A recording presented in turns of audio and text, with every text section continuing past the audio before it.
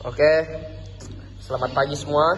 Jadi saya Gideon Vargas dari kelas 11 AKL. Saya akan membuat soal pajak. Saya mengambilnya dari ChatGPT.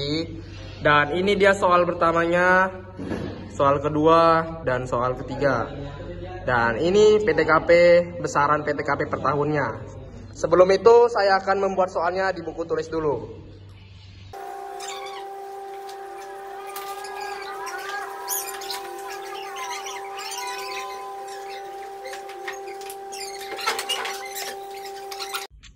Oke, saya sudah menjelaskan soal nomor satunya dan saya mendapatkan penghasilan bruto per bulannya sebesar ini. Jadi gaji pokoknya tadi adalah sebesar 40.200.000 dan tunjangan kinerjanya adalah 2 juta, tunjangan suaminya adalah 10%. 10% tersebut dikalikan dengan gaji pokok yang berarti sama dengan 420.000. Dan jika mencari penghasilan bruto per bulan itu harus dijumlahkan semua dan hasilnya adalah 6.620.000. Oke, setelah kita sudah mendapatkan penghasilan bruto per bulan, kita melakukan pengurangan penghasilan dari biaya jabatan 5% dikali dengan penghasilan bruto per bulan, hasilnya 331.000. Iuran pensiun yang soalnya tadi adalah 2,5% dikalikan dengan penghasilan bruto per bulan, hasilnya 165.500.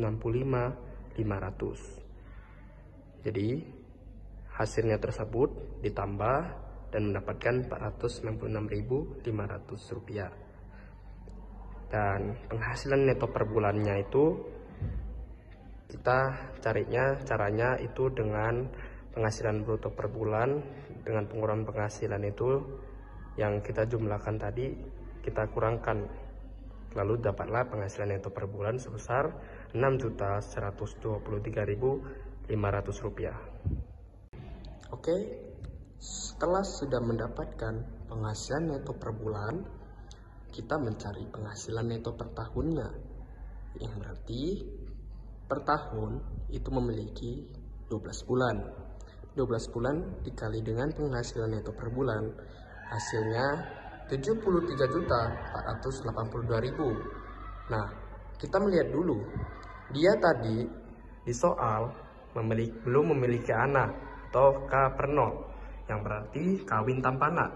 Ada PTKP-nya sebesar 58.500.000. Nah, berarti kita harus mencari penghasilan kena pajaknya.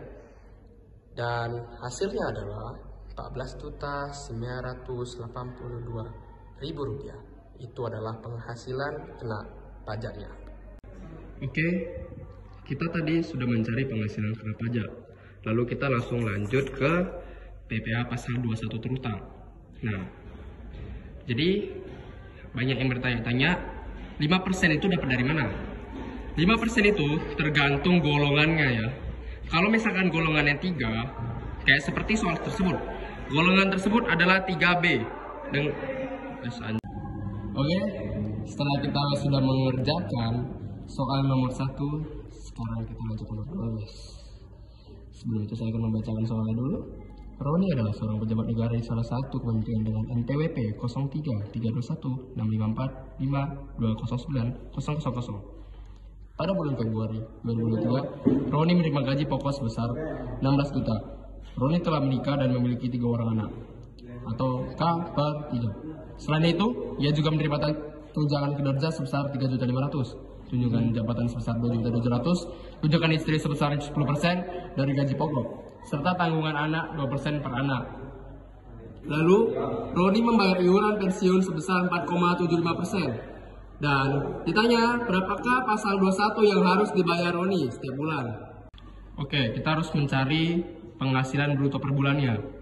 Yang tadi di mana gaji pokoknya itu sebesar 16 juta, tunjangan kinerjanya 3.500.000, tunjangan jabatannya 2.200.000, tunjangan istrinya itu 10% dikali dengan gaji pokok 16 juta, hasilnya 1.600.000, tunjangan anak 2% dikali gaji pokok juga 16 juta sama dengan 320.000, dan penghasilan bruto per bulannya adalah 23.620.000 rupiah.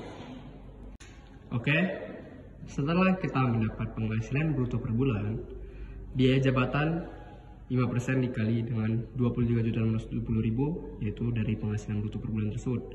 Sama juga dengan iuran pensiun 4,75% dikali 25.670.000, dan hasilnya adalah 1.181.000, 1.104.850 ditambah, dan hasilnya 2.685.850 perak, dan dikurang dengan penghasilan bruto per bulan, yang berarti penghasilan neto per bulannya adalah 21.334.150 perak. Penghasilan neto per tahun kita akan cari, itu dikali dengan 12 dan dari penghasilan neto per bulan, yang hasilnya 256.900.800 rupiah. Dan ini dia memiliki tanggungannya 3 anak ya, kawin 3 adik, yang tadi 72 juta ya PTKP nya. Nah, dikurangkan hasil penghasilan kena pajaknya adalah 184.009.800 perak. PPh pasal 21 terutang kita hitung juga, yang dimana 15% PPh pasal 21 terutangnya. Dan seperti yang saya bilang tadi, misalkan kalau dia melewati golongan sampai 4, dia tuh mencapai 15%. Dan apalagi kalau dia pejabat negara, itu termasuk 15% ya guys dari PPh pasal 21 terutangnya, dan akan itu dikalikan dengan dari penghasilan kena pajak yang hasilnya 27.601.470. Lanjut ke PPh pasal 21 per tahun yang tadi kita sudah mendapatkan dari PPh pasal 21 terutang, itu 27.601.470 perak, dan untuk PPh pasal 21 per bulannya dibagi dengan 12 bulan. Yang kita dapat adalah 2.300.122,5. Kita bulatkan angkanya menjadi 2.300.123,000. Jadi PPh pasal 21 yang harus dibayar Roni setiap bulan adalah 2.300.123 perak. Dan kita akan melanjutkan soal nomor 3. Oke, yang tadi kita lihat soalnya tadi adalah gaji pokoknya adalah sebesar 7 juta rupiah. Tunjangan istrinya ada 10% dikali dengan gaji pokok, tunjangan anak 2% dikali gaji pokok, yang hasilnya 700.000 dan 140.000 ditambah, dan mendapatkan penghasilan bruto per bulan adalah 7.840.000. Nah, sekarang kita tinggal ngurangin penghasilannya. Biaya jabatan 5% dikali 7.840.000 dari penghasilan bruto per bulan. Iuran pensiun dikali 3% dari penghasilan bruto per bulan juga, yang dimana kita mendapatkan 392.000 dan 235.200 perak, hasilnya 627.200 perak. Berarti penghasilan bruto per bulan kita adalah, yang kita kurangkan dengan penghasilan bruto per bulan adalah 7.212.800 perak. Next, kita lanjut penghasilan neto per tahun dikali dengan 12 bulan. Lalu itu adalah dari penghasilan neto per bulan dikali dengan 12, yang hasilnya 86.553.600 perak. Nah, tadi kita lihat soalnya ulang. Dewi tadi memiliki 2 orang anak, yang berarti K per 2. Kita lihat dulu di PTKP-nya. Nah, kawin 2 anak. Hasil PTKP-nya adalah 67.500.000. Kita kurangkan dengan penghasilan neto per bulan yang tadi kita kalikan, yang hasilnya adalah 19.053.600 perak. Itu penghasilan kena pajaknya. Nah, kita lanjut ke PPh pasal 21 terutang, yang dimana tadi si Dewinya dia adalah pegawai negeri atau PNS golongan 3B. Berarti dia hanya 5% aja dari PPh pasal 21 terutangnya, dikali dengan 19.053.600 perak. Hasilnya adalah 952.680. Itu PPh pasal 21 per tahunnya. Sedangkan PPh pasal 21 per bulannya kita hitung dengan 12 bulan atau dibagi, yang dimana 992.680 perak dibagi 12 bulan sama dengan 79.390 perak. Jadi PPh pasal 21 yang harus dibayar Dewi tiap bulannya adalah 79.360 perak.